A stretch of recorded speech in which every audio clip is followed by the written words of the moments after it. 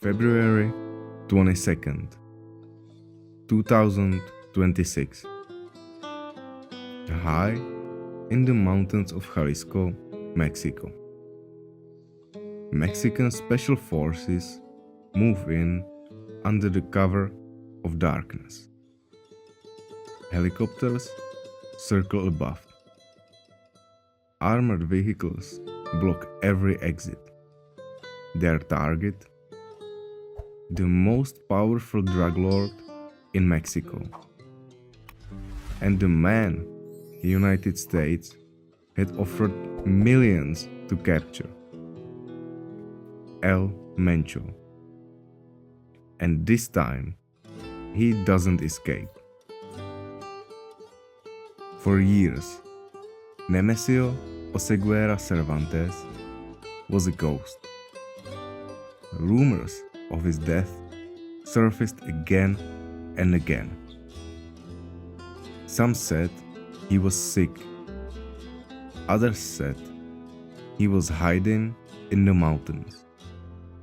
A few claimed he had already died and the cartel was covering it up. But this time, it was different. According to official reports, Mexican military intelligence tracked his movements to a remote property in the state of Jalisco. The objective was capture. What followed was a firefight.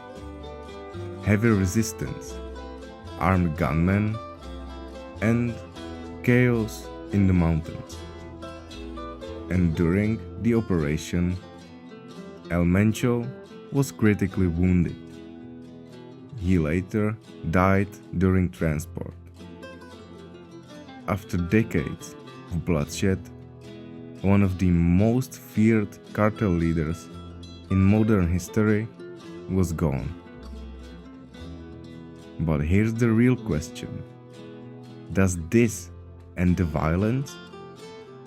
Or does it begin something even worse? To understand why this moment is so important, you need to understand who El Mencho really was. Before he became the most wanted man in Mexico, he was just another name in the system. Born in a rural part of Mexico, poor, anonymous, invisible. But men like Nemesio Oseguera Cervantes don't stay invisible for long. In the 1990s, he crossed into the United States. He worked small jobs, lived quietly, until he got involved in drug trafficking. He was arrested, deported back to Mexico, and that's when everything changed. Mexico at that time was already drowning in cartel wars. Old empires were collapsing, power vacuums were forming, and from that chaos, a new force began to rise. The Jalisco New Generation Cartel, CJNG. They didn't operate like the old cartels. They were younger, more aggressive, more militarized. They didn't just traffic drugs. They made a statement. Videos began surfacing online. Convoys of armored trucks, dozens of masked men in tactical gear, heavy machine guns mounted on top of heavy trucks like a private army. It looked less like a cartel and more like a paramilitary force. And at the center of it all, El Mencho. While other bosses hid behind the layers of protection, his cartel projected power openly, They expanded fast. Methamphetamine labs, fentanyl production, routes into the United States. Within a few years, CJNG became one of the most dominant criminal organizations in the world. But dominance in the cartel world isn't built on business alone. It's built on fear. Rivals were eliminated. Territories were taken by force.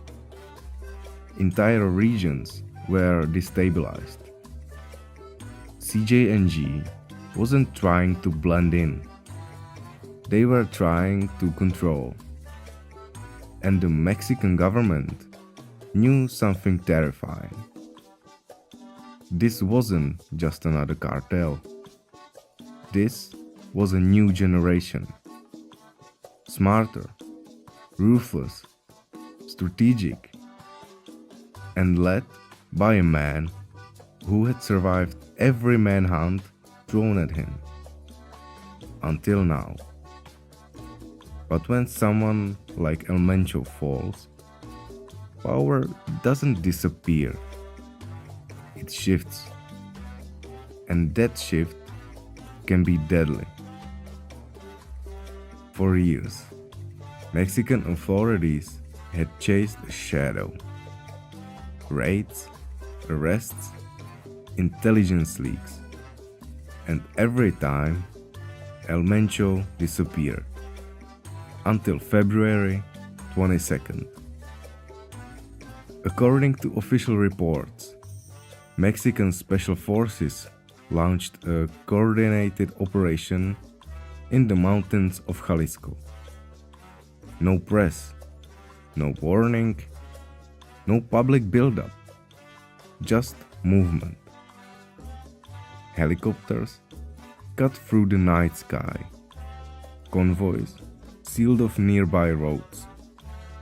Signals intelligence pinpointed a secure compound believed to be the house of the leader of the Jalisco New Generation Cartel. The objective? Capture Nemesio Oseguera Cervantes alive. But when they moved in, they were met with gunfire, heavy resistance, men armed with military-grade weapons, trained, positioned, and ready. This wasn't just a group of street criminals. This was a fortress. The firefight was intense, and in the middle of that chaos, El Mencho was critically wounded. Reports say he was evacuated by air, but he didn't survive. After decades of building one of the most feared criminal empires in the Western Hemisphere, it ended in the mountains. But the real shockwave didn't happen there. It happened after. Within hours of the announcement, entire cities began to feel it. Vehicles were set on fire. Highways were blocked. Businesses shut down out of fear. Schools closed. Smoke rose from different parts of Jalisco. The message from CJNG was clear. The leader may be gone, but the organization is not. Because here's the dangerous truth about cartels. They are not one man. They are networks, cells, commanders, money pipelines, supply chains. And when a king falls, the throne doesn't stay empty. It becomes contested. Power struggles inside cartels are brutal. Rival factions fight. lieutenants turn on each other. Enemies see opportunity. And when that happens, violence doesn't decrease, it multiplies. The death of El Mencho could mean one of two things. Either CJNG weakens, or it fragments into something even more unpredictable. And sometimes a wounded beast is more dangerous than a strong one. But this isn't just a Mexican story. Because what happens next doesn't stay in Mexico. This isn't just a Mexican headline, because the Jalisco New Generation Cartel wasn't operating in isolation. For years, US authorities identified CJNG as one of the primary traffickers of methamphetamine and fentanyl into American cities. Their network stretched far beyond Jalisco. Distribution hubs, cross-border routes, financial channels. The empire, built by Nemesio Oseguera Cervantes, didn't stop at the border. So, when he dies, it doesn't just create a vacuum in Mexico. It creates instability across an entire supply chain. Now, here's the uncomfortable truth. History shows something very clear. When cartel leaders are removed, violence often increases. Because succession is not peaceful. It's strategic. It's ruthless. And it's decided by force. Inside CJNG right now, there are likely power shifts happening. Trusted lieutenants, regional commanders, family members, each one calculating, each one watching, each one asking the same question. Who controls the future? And there is another possibility. Rival cartels. They see opportunity. When a dominant force weakens, enemies test the boundaries. Territory becomes vulnerable. Routes become negotiable. Alliances shift. And when criminal organizations reposition, civilians often pay the price. El Mencho built CJNG into a modern cartel, militarized, adaptive, and media-aware. His death may remove the symbol, but the structure remains.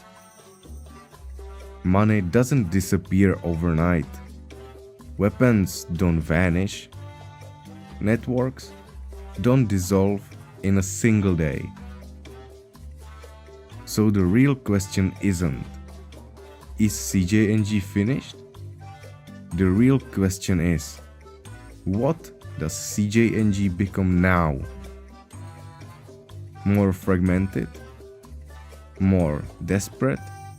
Or more violent? El Mencho was considered untouchable, a ghost in the mountains, a name whispered in intelligence briefings. Now he's gone, but the system that created him is still there, and history tells us something dangerous. When one king falls in the cartel world, another one rises. The only unknown is, will the next one be even worse?